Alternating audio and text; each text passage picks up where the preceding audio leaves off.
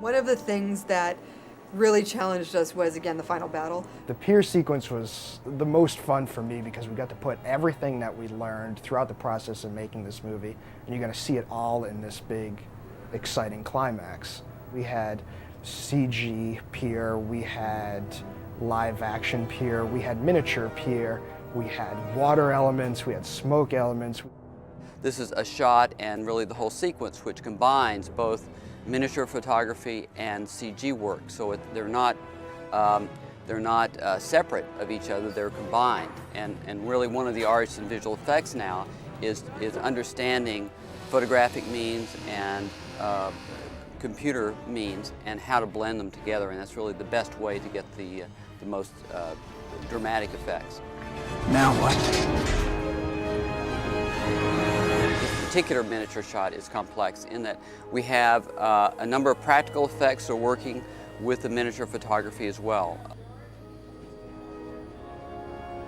All these wires are connected to the objects inside the warehouse, and when our ratchet goes, it'll pull everything in the warehouse and basically start the collapsing sequence.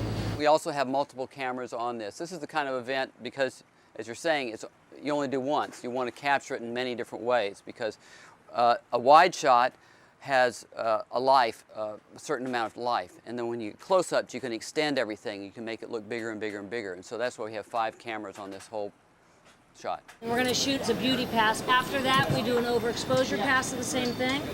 And then we turn out all the lights and do our prominence pass. Okay? Each shot consists of what we call normal exposure.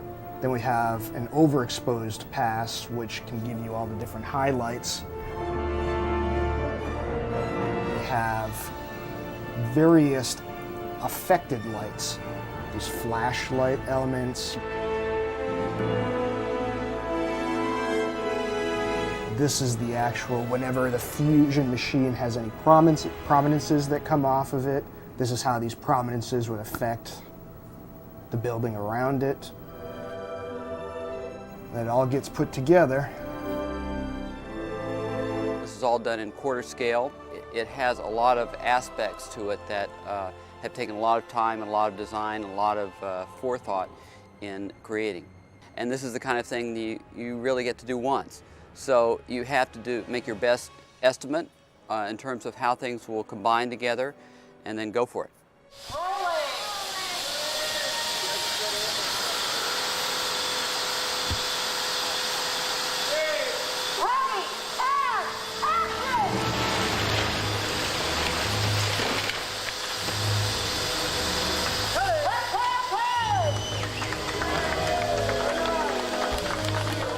We had not planned on doing the amount of CG water and the type of CG water that ultimately went into the scene. What tends to make it really successful is a really clever blend of practical elements and CGI elements, and that's usually the way that it sells best. Well, we didn't have that benefit because while we were shooting it, we didn't have the understanding of the description of the water we were going to be doing, so we didn't shoot elements with the intention of the use that they would ultimately need to be the way they'd need to be put into the shots. Creating our CG water was a pretty big deal for us because we hadn't planned from the start to do it. It's just when we got our miniature water that the scale wasn't working that well. One of our guys, Theo Vandernoot, came up with a whole system that allowed us to bring a lot more interaction with our fusion ball and more dynamics to the water to get what the director wanted. So what we have here is a grid on a surface that represents where the giant scale waves are, and it allows at the very base level us to see what the dynamics of the water are. And this is a more refined version, and we can see when it sags down, that represents where the influence of our fusion ball is that's sinking into the water. So we kind of came up with the concept that it's pushing away the water from some magnetic force and creating this giant divot in the water. And as we progress in the shot, we start refining it with more and more detail so we can get more intricate definition of the surface. What we have here, we've taken a slice of the surface and started to define what its contours are. These lines represent vectors that define how the shape of the surface is represented in the computer. And the arrows help us determine where the slope of this surface is and how it's going to be used to generate the flow on top of the surface. So when we go back to our shot view, we can see there's a lot of different things around that are going to influence what the final look of the surface is. We put in images that we have from the set of the background pier that this whole scene takes place in, and they're mapped onto cards, and these cards are later going to define what the surface bounces off of, where the water has to intersect and bounce and interact with, and also lighting wise how it's going to light the water and how it's going to reflect into the water.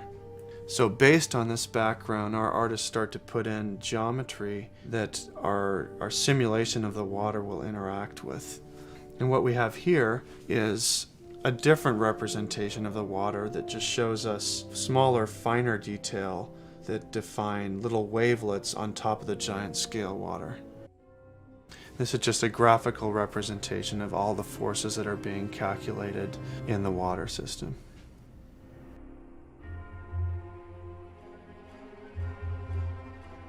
The other thing that makes this system much more complex is we have to have the water surface interacting with everything that falls into it, which in computer graphics is usually pretty difficult.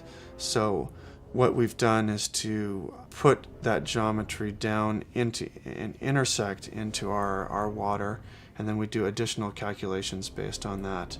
And then even on top of that, we at the end of the day layer in real water and real spray elements that we've captured on set.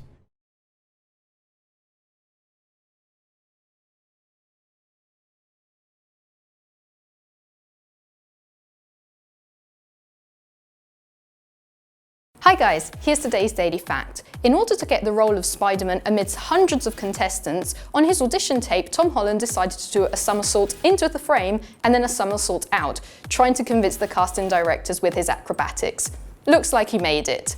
Remember to click below to subscribe, and if you like my shirt, you can get it at the link in the description.